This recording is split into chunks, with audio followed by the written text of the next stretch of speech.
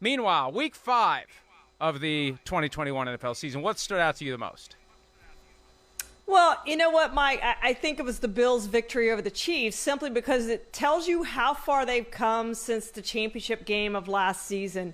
And they looked terrific. And they didn't let the delay at halftime do anything to them. They came right back out. And I was just impressed with the way they played. And I think they showed me, at least, and I know you had them number 1 in your power rankings last week as well, and you've written that they're the only dominant team in the NFL. I agree with you. They're the dominant team in the NFL right now. They're playing great. That really stood out to me, just the way they dominated the Chiefs. Yeah, and I didn't have the guts to pick them to beat the Chiefs because I thought that for that one night the Chiefs would pull it together and beat the Bills, even though the Bills have been dominant. They continue to be dominant, and they do what the Ravens did earlier this year on a Sunday night, finally beat a long-time nemesis, relatively speaking. I mean, we're just talking about a few years, but a few years feels like a lot in the NFL. The Chiefs had owned the Ravens, the Chiefs had owned the Bills, and now the Chiefs have 2 losses this year to the Ravens and the Bills. And their other loss is to the Chargers. I mean, we talk so much about the records of teams who haven't beaten anyone like the Broncos. We've got to give the Chiefs a little bit of slack here. They've got 3 losses, and the teams that have beaten them each have 1 loss on the entire season. So the Chiefs, look, I'm not ready to give up on the Chiefs. I agree with you that it was a big deal that the Bills beat them, but I'm not ready to write the Chiefs off. I think the Chiefs become dangerous the more that they are overlooked. And speaking of danger, the thing that stands out to me is the physical danger of playing professional football. We saw so many injuries on Sunday. We see plenty of them every week. We get desensitized to it. Guys down. We'll be right back. Fox plays that kind of jazz music on the way out. Like, we're just used to it. And when there's a cluster of injuries and you hear about 2 different guys who go to the hospital because of throat contusions, and it's amazing that guys aren't hit in the trachea, which is a fairly sensitive area on the body, and if it swells shut, you die. This is a serious sport involving serious physical risk, both short-term and long-term, whether it's orthopedic, whether it's cognitive issues. And on a day like today, and this is one of the points I try to make early in Playmakers. Book comes out March 15, 2022. Pre-order wherever you find your books. But one of the points I try to make is fans need to understand what it means for the men who play football. The fans do get desensitized to it because when one guy goes down, there's another one that takes a spot, and the game keeps going. I remember 2 years ago, Ben Roethlisberger gets injured week 2. He's gone for the year. We just keep going like he was never there. It happens all the time. We need to remember that these are men. They are human. They are flesh and blood like the rest of us. They have mental and emotional issues like the rest of us, and it is a ton of pressure to just be healthy in the NFL. But then you have that constant risk of injury, and I just wish that more people would appreciate that.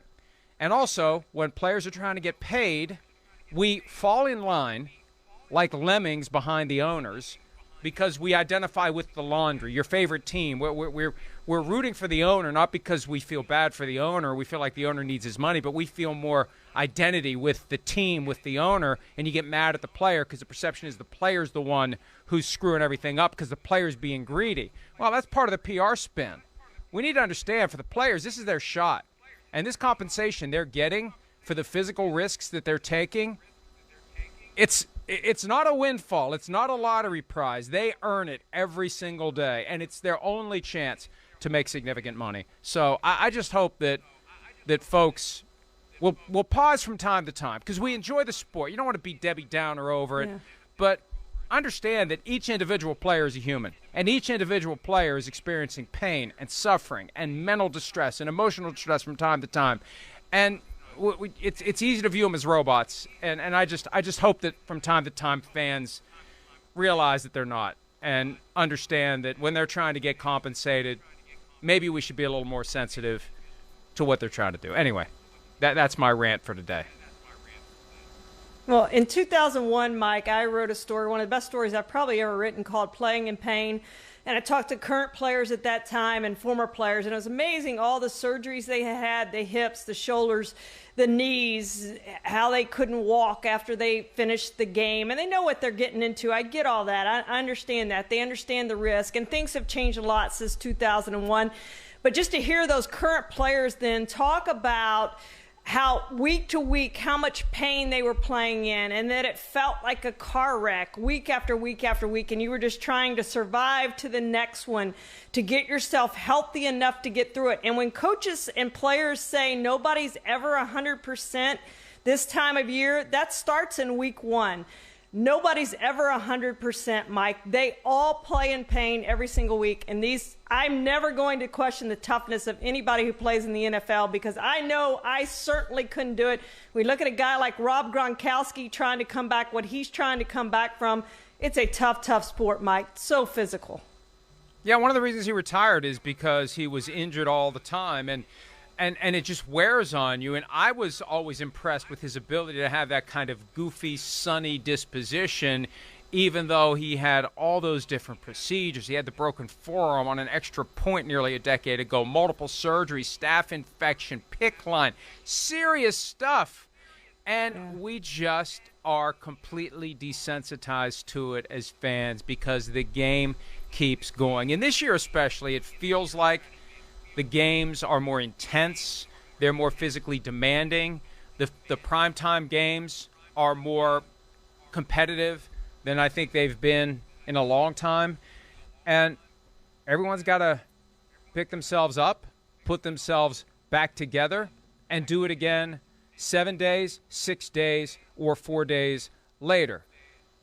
And I don't know how they're going to do it 17 times. Peter King and I were talking about this last week.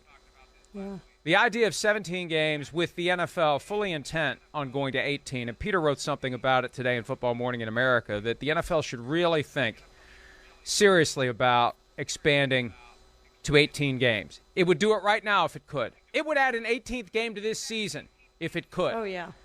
And I hope that they're going to want to increase inventory because of legalized gambling. I get it. But instead of increasing the size of the season, let's just go ahead and start adding teams. If you want more inventory, let's go with 34 teams, and then 36, and then 38, and then eventually 40, and hopefully we'll be alive when it gets to 40, Charean, because it won't happen anytime soon. But if they're compelled to increase inventory to make more money off of gambling, don't do it with more games. Do it with more teams. And more jobs and more money for everyone. Yeah. Yeah, absolutely, Mike. And then you could increase the playoffs, too. I'd rather see expanded playoffs. I know we've added the one wild card team than an expanded season. I think that 16 games is plenty. I don't know how this 17th game is going to go over. I'm going to be interested at the end of the season. How many games are meaningless at the end of the year? We always have that week 17 in the past that have been so many meaningless games. Is it going to be now week 16, 17, and 8? And, how's this going to work? How many meaningless games are we going to have? So I'm with you. Add teams, add playoff games, however you want to do it, but don't add any more games to the regular season. We don't need it. And cut the preseason while you're at it. And it's a weird vibe this year because I don't know what that 17th game is going to mean. I don't know how it's going to feel. I don't know what to think of it. And I don't remember feeling that way in the late 70s when the league expanded from 14 to 16, and I was frankly as ardent of a fan then as I am now. Then it was just, there was less discussion about it. It just kind of happened, and I was happy to go from 6 preseason games to 4. Hey, that's great, more football. But I didn't think of how it would feel and what it would be like and what the vibe would be, and we're still kind of learning that on the fly. Hi, I'm Mike Tirico, and thanks for watching.